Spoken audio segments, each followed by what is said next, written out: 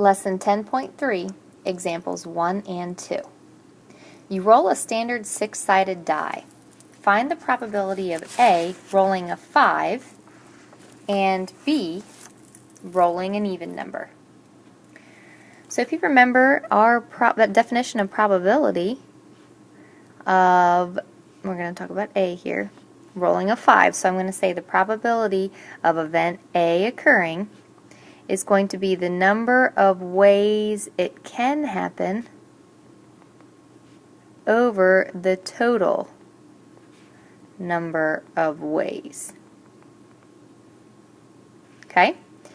So when we look at this, the total number of ways overall, if I'm rolling a six-sided die, the total number of outcomes, okay? So you can think about it, whichever word makes sense to you. The total number of outcomes would be 6. I can roll a 1, a 2, a 3, a 4, a 5, or a 6. The number of ways that my event can occur, which is rolling a 5, is 1. There's only one way for me to roll a 5. Therefore, my probability is 1 out of 6.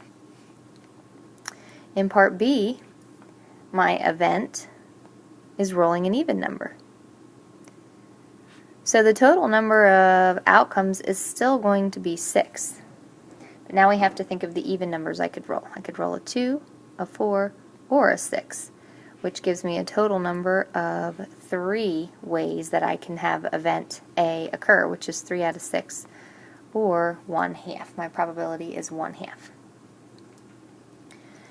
A community center hosts a talent contest for local musicians. On a given evening, 7 musicians are scheduled to perform. The order in which the musicians perform is randomly selected during the show. What is the probability that the musicians perform in alphabetical order by their last names? Assume no 2 musicians have the same last name. So we want the probability that they are in alphabetical order. That is our event A. So when I think about that, the number of ways that can occur, that they end up going in alphabetical order, there's only one way that can happen because there's only one correct alphabetical order of the last names. Now, the total number of outcomes, we have to remember that we are ordering them, which means it is a permutation. So there's a few ways that you can think about it. If you have 7 slots, 7 musicians, so 7. There are 7 musicians that could perform the first, then only 6 left for the second. 5, 4, 3, 2, 1. Okay? That's the total number of ways that I can arrange 7 musicians. So in other words, my total number of outcomes is 7 factorial. When I go ahead and do that math, it's actually 1 way out of 5,040 different options. So my probability is roughly 0.000198. Keep it as a fraction, or you can change it to that decimal, or you could change it to the percent, which would be close to 2%, but not quite. Sorry, not 2%. That would be 0.02%. You are friends with 4 of the musicians. What is the probability that the first 2 performers are your friends?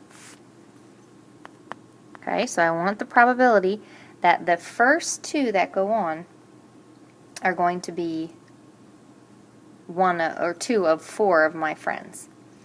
So the probability that happens, we have to think to ourselves, is order important? If all I want is 2 of the first 4 to be my friends, what is the probability that the first 2 performers are your friends? So I want those first 2 to be out of that group of 4. So it doesn't matter if one friend goes first and the other friend goes second, as long as those first 2 slots are filled with my friends. Therefore, that's going to be a combination. And out of the 4, I'm going to choose 2.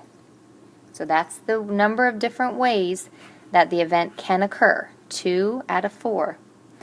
Over top of, again, order does not matter in this case. They're not ordering the musicians. So the total number of ways that it can occur would be 2 people chosen out of 7, because not all of them are my friends. So the total number of ways that it can occur would be a combination of 7 total people, and I'm going to choose 2 of them.